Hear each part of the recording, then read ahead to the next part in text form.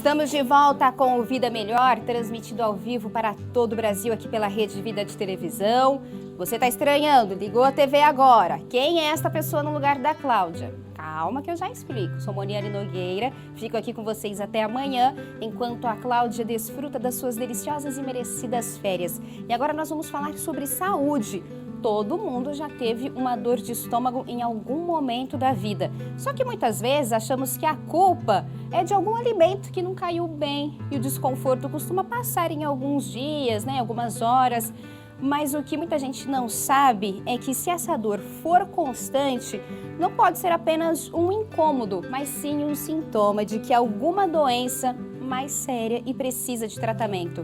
E hoje, para falar sobre os problemas estomacais mais comuns e descobrirmos como tratá-los, convidamos a gastroenterologista, a médica do grupo Fleury Medicina e Saúde e no Hospital Sírio-Libanês em São Paulo, a doutora Cristina Lengler. Tudo bem, doutora? Olá, prazer. Como vai? Tudo bem?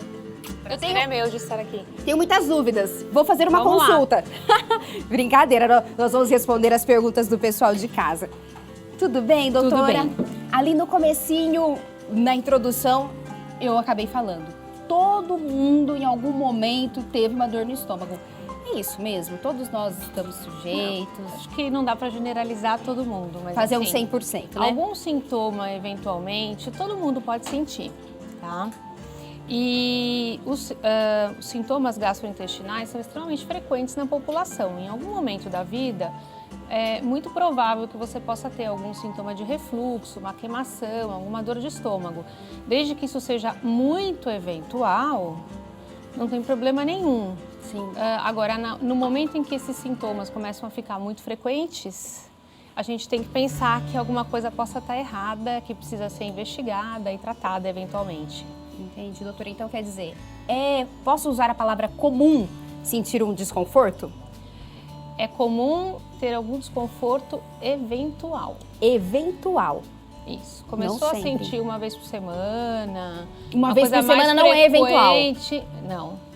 Eventual é uma vez a cada 3, 4 meses, uma vez por ano, né? Uma coisa bem esporádica. Começou a ficar frequente, a gente tem que pensar que possa ter alguma doença por trás e precisa investigar. Doutora, a gente consegue distinguir quando é uma dor por conta de um alimento que de repente não me fez bem, ou quando é uma doença, como você disse, um refluxo, ou uma gastrite, ou algo mais sério? Dá pra gente distinguir uma dor da outra ou não tem como? É difícil. Assim, no momento da dor, a dor é uma questão muito individual, né? A sensibilidade à dor, ela varia de uma pessoa para outra. E a intensidade da dor e a característica da dor não necessariamente permitem com que a pessoa na hora saiba distinguir se aquilo é uma coisa mais grave ou menos grave. Certo. Claro que se for uma dor muito intensa, que não melhora, uma coisa que realmente te traz muito desconforto, você tem que desconfiar que alguma coisa está errada e procurar algum atendimento, né? Ah, ótimo. Então é importante ficar esse alerta. Mas tem algumas pessoas que têm alergia a algum alimento, que isso pode trazer um desconforto, ou até mesmo, no meu caso, se eu comer qualquer coisa com maracujá, embora eu adoro maracujá, eu sei que meu estômago não vai ficar legal. É importante as pessoas ficarem atentas a isso também, ao que faz mal, ao que não faz? Claro que sim. Na verdade, a alergia alimentar é um quadro bem diferente, tá? E agora, existem vários alimentos que para muitas pessoas podem provocar algum sintoma digestivo, tá? Mas o mecanismo com o qual isso acontece não é por alergia, tá? É realmente por questão de digestão? Sim, tem alguns alimentos que interferem no processo da digestão. Então, por exemplo, os alimentos gordurosos. Os alimentos gordurosos, eles diminuem a velocidade com que o estômago esvazia. Então, se a pessoa já tem alguma propensão, se ela comer alguma coisa muito gordurosa, fritura, feijoada, vai na churrascaria, não é incomum ela se sentir estufada, com o estômago, aquela sensação de estômago muito cheio, mesmo não tendo comido muita comida. Certo. Isso não é alergia à gordura, né? É um efeito do alimento gorduroso no funcionamento normal do tubo digestivo. Então, assim, alguns sintomas estão mais associados à alimentação. Então, especificamente o refluxo gastroesofágico, que é muito comum na população, assim, a frequência do refluxo tem aumentado e a gente sabe que tem a ver com esse estilo de vida ocidental, estresse, sobrepeso, obesidade, que também estão aumentando na população. Tem a ver muito com alimentação. Assim, existem uma lista de alimentos que atuam no esfíncter que separa, porque existe uma musculatura que fica fechadinha, que separa o esôfago do estômago, tá? Certo. Essa musculatura, dependendo do alimento que você come, ela pode ficar mais relaxada, aí o buraquinho fica aberto. Quando o estômago contrai, vai comida para baixo, mas vem líquido e comida para cima também, aí ocorre refluxo. E existem alimentos clássicos que a gente sabe que desencadeiam refluxo, alguns mais, outros, dependendo da pessoa, vai ter mais um ou outro, mas assim, existe uma lista bem conhecida. Então assim, os alimentos ácidos pioram bastante o refluxo, os alimentos muito gordurosos, frituras, menta, hortelã, comida com muita cebola, comida com muito alho. Olha só. A cafeína, então o café e chá preto, que são líquidos que têm, o chá tem a teína, que tem uma ação semelhante à cafeína no organismo, refrigerante, água com gás, então são alimentos que atuam no relaxamento do esfíncter e favorecem o refluxo, que vai dar a famosa queimação, né, a azia. Aquela queimação entre fica outros, aqui assim, né? Assim, né? refluxo... Às vezes até aqui as pessoas falam que queimam, né, doutora? Sim, o refluxo pode dar tanto sintoma mais baixo, aqui na boca do estômago, vamos dizer assim, popularmente falando, como até sintoma na garganta. Ele pode provocar rouquidão, tosse, sensação de bolo. Tem gente que refere que tem uma sensação de que tem uma bola na garganta. Nossa, tem gente falando isso. Olha, eu não sei o que é, tem uma... Olha... Refluxo. Pode ser refluxo, não é a única causa, mas é uma delas. E o refluxo, a alimentação é muito importante.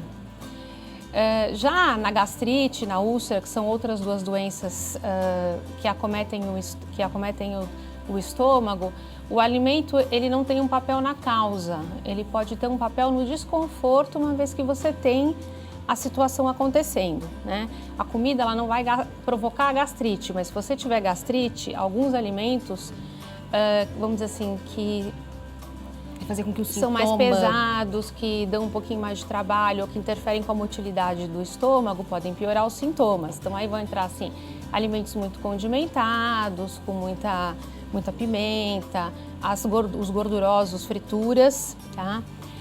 Bebida alcoólica, tudo. O álcool, assim, com exceção, ele vamos dizer assim, colocar ele separado da alimentação, o álcool ele sim pode causar a gastrite. Tá? O álcool é uma causa comum de gastrite, né? O excesso de você tomar um vinhozinho de vez em quando, num fim de semana e numa festa, tomar um drink, não tem problema. Mas dependendo da quantidade e da frequência com que você consome bebida alcoólica, o álcool pode ser um causador de gastrite.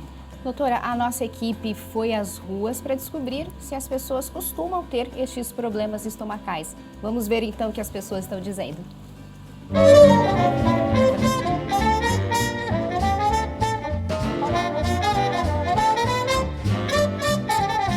Uma pesquisa publicada em uma revista norte-americana revelou que 1 a cada 5 pessoas já sentiu algum tipo de incômodo no estômago. Estes que variam desde uma simples queimação até uma gastrite ou refluxo. E agora eu te pergunto, você já sentiu algum desses incômodos? Muitos. O que a senhora tem? Refluxo, mas agora eu não... Já fui ao médico, né? E mudei completamente a minha alimentação. Sim, já. Queimação no estômago, bastante. Garganta influencia, né? Vai subir no esôfago. Básico isso. Eu tenho problema de gastrite. Já, refluxo? Não. Já tive dor no estômago, mas nada muito grave. E você já foi ao médico tratar? Já. E como que é esse tratamento? Regime. Alguns alimentos, café, Coca-Cola, algumas coisas que geravam esse refluxo. A indicação médica foi parar com alguns alimentos. Parou? Não. Então você ainda sente? De vez em quando eu tenho um pouco de azia e aí eu controlo um pouco mais a alimentação e assim vai. Resolvi já com babosa, comendo folha de babosa. Eu nunca comi coisa forte, acho que é alguns nervosos, algumas coisas, né? Que nervoso também faz criar doença, viu? Refluxo. Olha só o que essa última senhora disse. Nervoso também faz criar doença, viu? É isso mesmo, doutora? Pior é que é. Não, em termos de estômago, o estresse ele não é um causador direto da gastrite nem de úlcera, tá? As causas principais de gastrite são infecção pela bactéria Helicobacter pylori, é uma bactéria que acomete o estômago, que pode causar gastrite e pode provocar úlcera, tanto no estômago quanto no duodeno, tá? A outra causa muito frequente é consumo excessivo de álcool, né? O tabagismo influencia também no estômago. Alguns medicamentos que as pessoas geralmente usam com uma certa frequência também podem provocar. Os anti-inflamatórios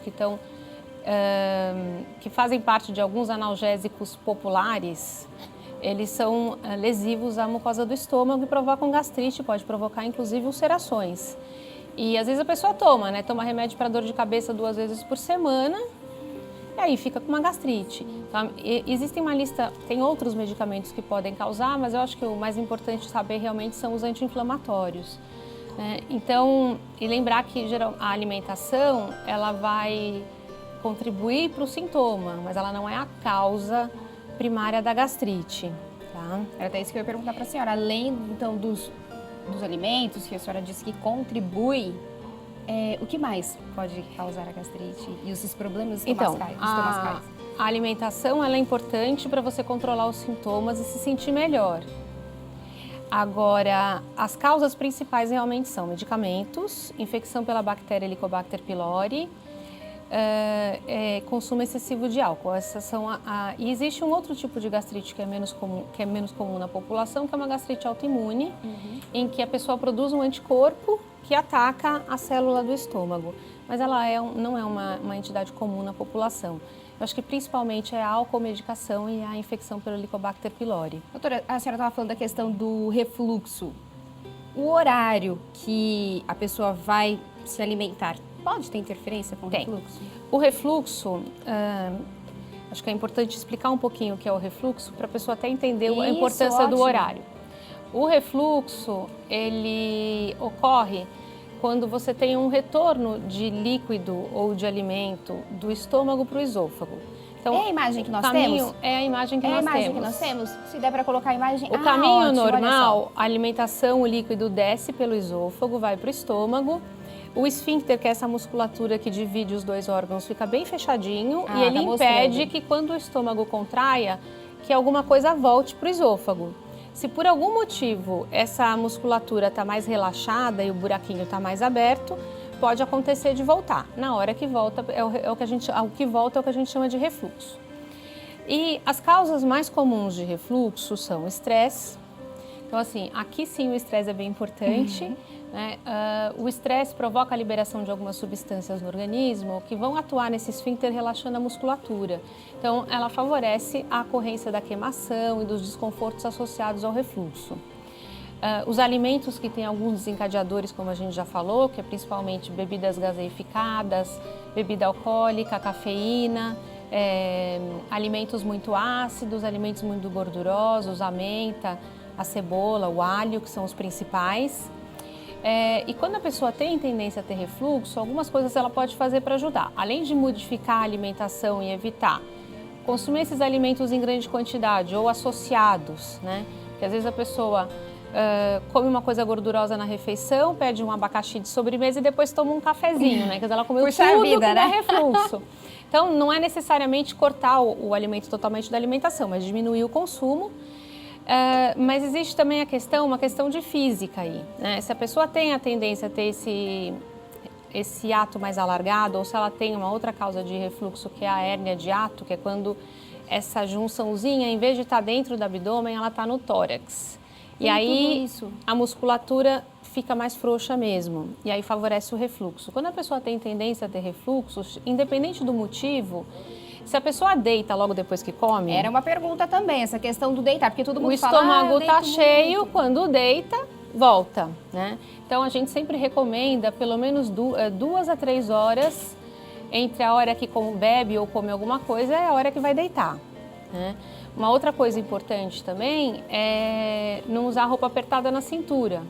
E você imagina, você vai lá e contrai tudo a tendência é subir, se a pessoa já tem tendência. Uma outra coisa extremamente importante é emagrecer se a pessoa tiver sobrepeso ou obesidade. O acúmulo de gordura no abdômen, ele também favorece a ocorrência do refluxo. E nesses casos, se a pessoa emagrece, em geral, tudo desaparece. Olha só. Nós estamos recebendo muitas perguntas aqui no WhatsApp, porque desde o comecinho, doutora, eu pedi para as pessoas, tem dúvidas? Quer aproveitar que a nossa especialista vai estar aqui? Manda uma mensagem para o nosso WhatsApp, o número é 11, operadora 95045 1840. Chegou uma aqui da Patrícia Sampaio, de Teresina, Piauí. Ela está dizendo que quando tem muita dor no estômago, também dói as costas. É isso mesmo? Pode estar associado uma dor com a outra? É assim, as dores, todas as dores no organismo, elas podem ter o que a gente chama de irradiação, né? Você tem um lugar que está doendo e você sente dor em algum outro lugar que não é exatamente onde está o problema, tá? A dor mais comum que irradia para as costas geralmente é a dor de pâncreas ou a dor de vesícula biliar, mas a dor de estômago também pode acontecer essa irradiação.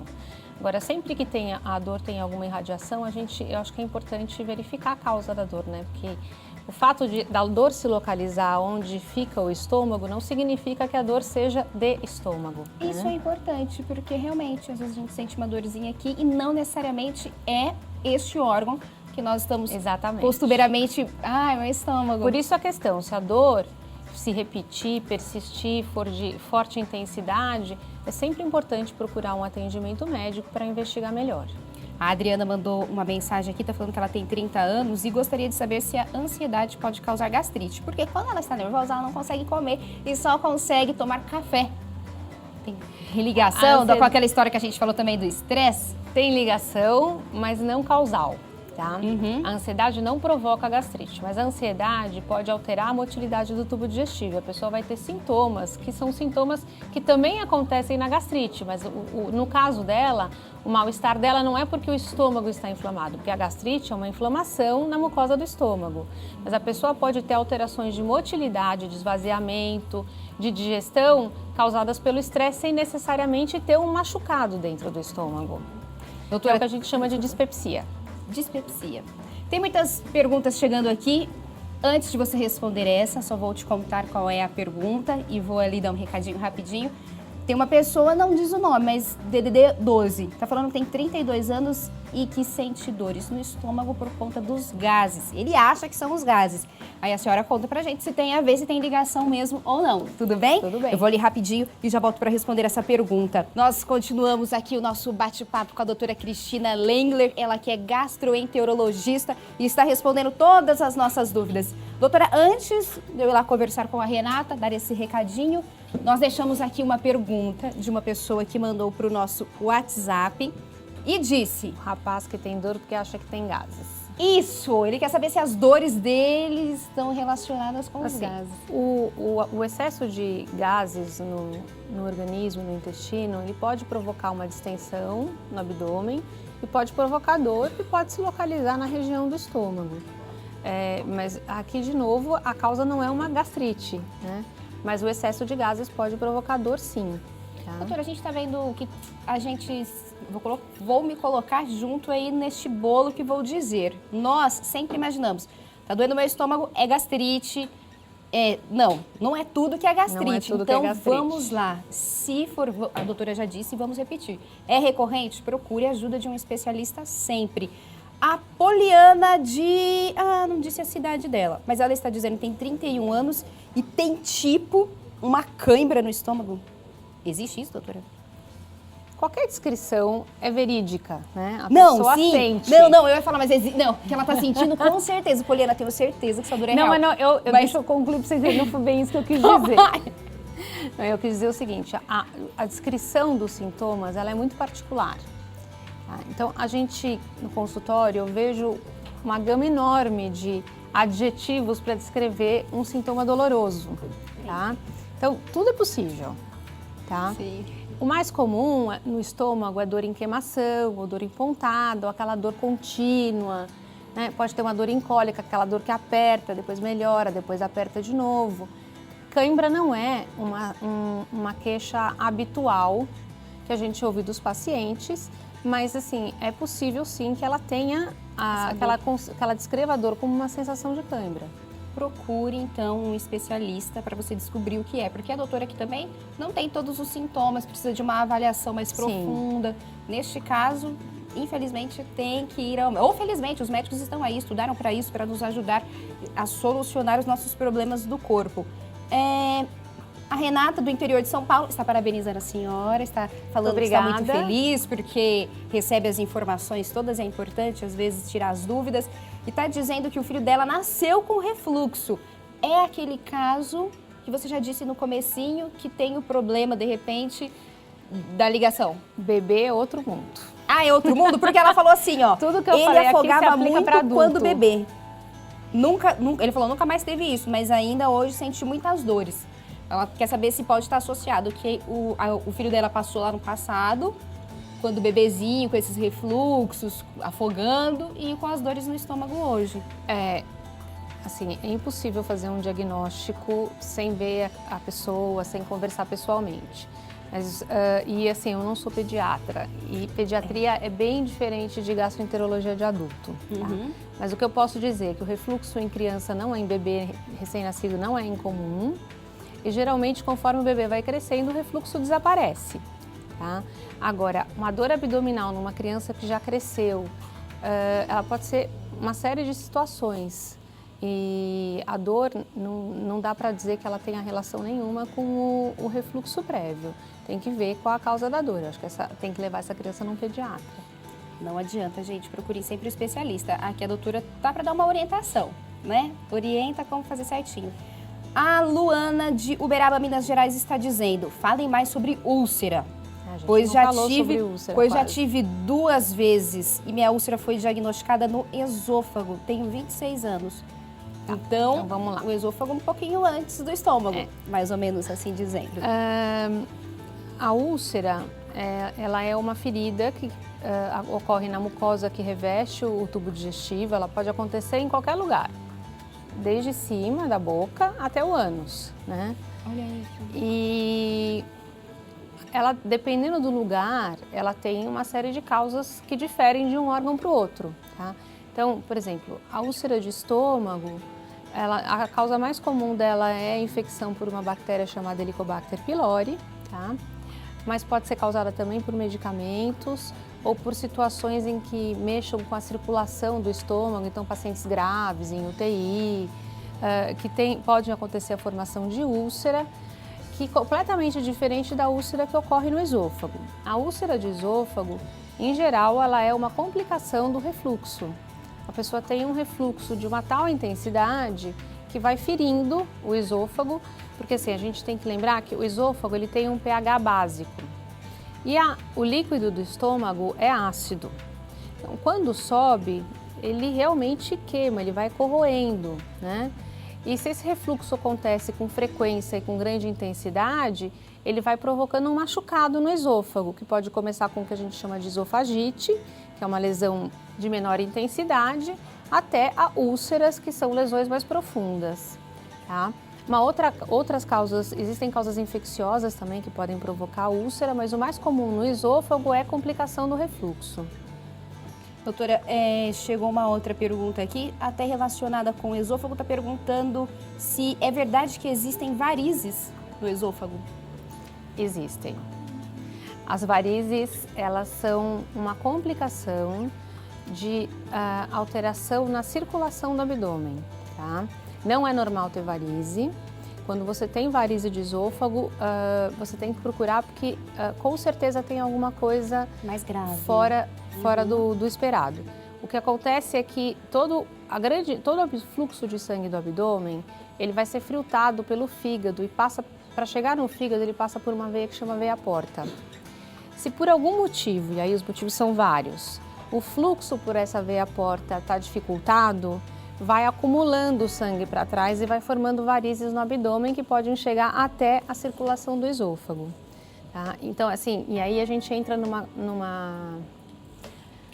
num conjunto de doenças que realmente são completamente diferentes do que a gente está conversando até agora. A varize de esôfago não é um problema do esôfago, ela é um problema de circulação do abdômen.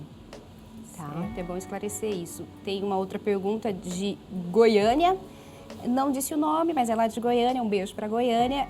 Que tipos de exames devemos fazer para o diagnóstico dessas doenças no estômago e no esôfago? Muitas vezes a gente faz o diagnóstico clínico. Conversando com o refluxo, por exemplo, você conversa com o paciente na consulta e você consegue ver que ele tem refluxo. Tá?